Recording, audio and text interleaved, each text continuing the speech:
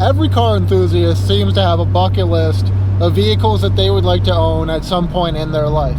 Whether it's for the chassis, a particular engine or transmission choice, we just have things that we want to experience before the opportunities are gone. On my bucket list for a very long time has been an XJ Jeep Cherokee.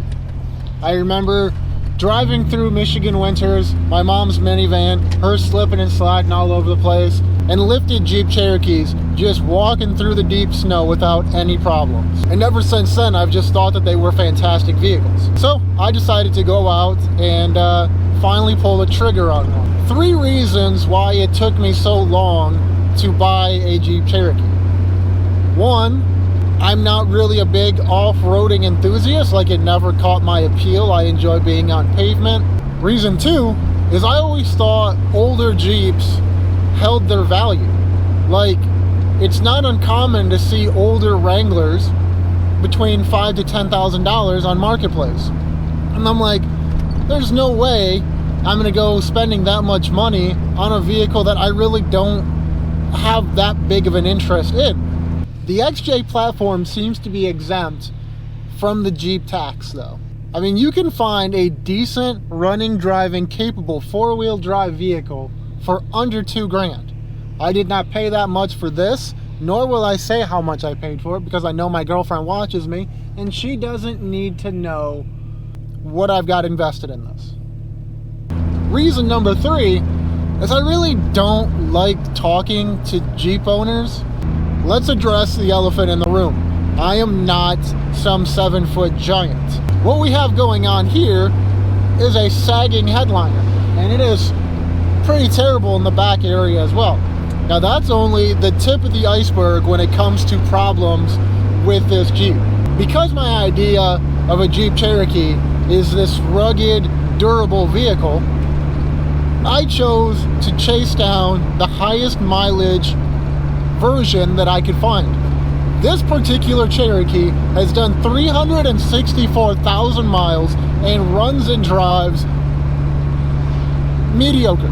I feel like a vehicle is considered high mileage at like the 80 to 100,000 mile mark, and the fact that this car has done that and then an additional 250,000 miles, and I feel like that speaks on the durability of these rigs. The body is fairly rough. Mother Nature has done me a favor and decided to give me better fuel mileage by rusting away probably 10% of this vehicle. More problems include both front tires are severely dry rotted, and I think the manufacturer date is about 2005. So that means these front tires are 16 years old, and I'm pretty sure the right front has a shifted belt causing a vibration. There's a very good chance the front suspension is completely smoked. I do hit bumps and it wants to kind of just shake quite a bit, and that makes me feel kind of sketchy. Little butt pucker moments, if you will.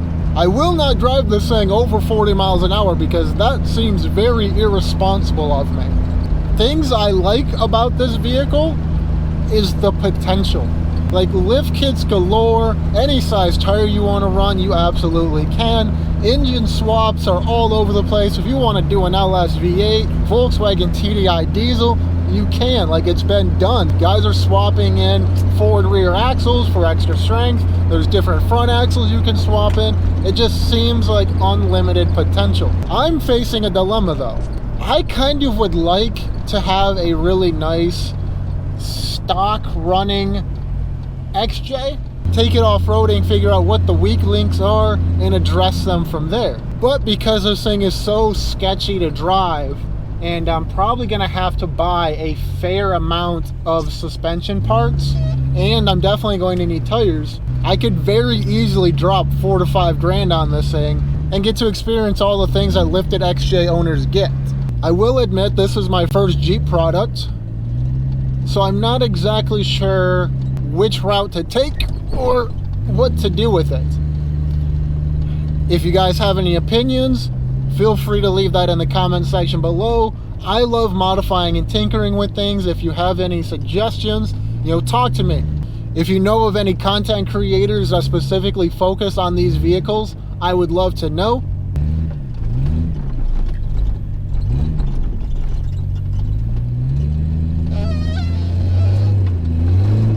Before buying this one though, I was looking at another one, which was a 1990 version. This one's a 1999, so it's the facelift.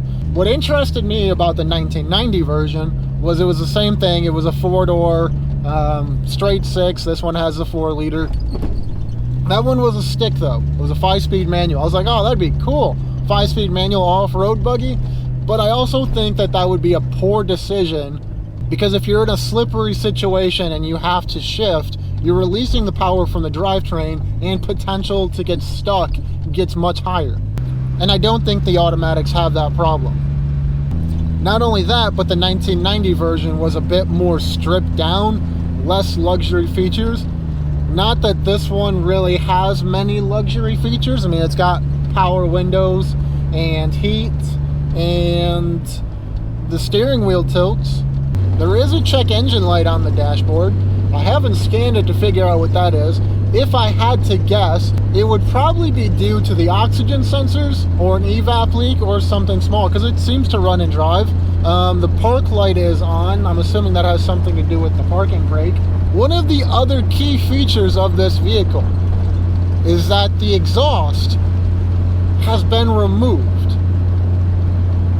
after the catalytic converter. Probably due to rust, like it just rusted away and snapped. So I climbed under it to look at it, and somebody at one point decided they were going to try to repair it with a pop can. Now I'm sure it was the finest and most sufficient pop can they could find in the entire trailer park, but long term that's just not going to cut it. So I get to do more exhaust work, and that's terrific. That is where I'm going to end this video, guys. Like I said, if you have any suggestions, anywhere I can get some information on these vehicles, because I am completely uneducated when it comes to them. If you're new to the channel and you would like to see where the progression of this Cherokee goes, feel free to subscribe. I welcome you here. Until the next video, guys.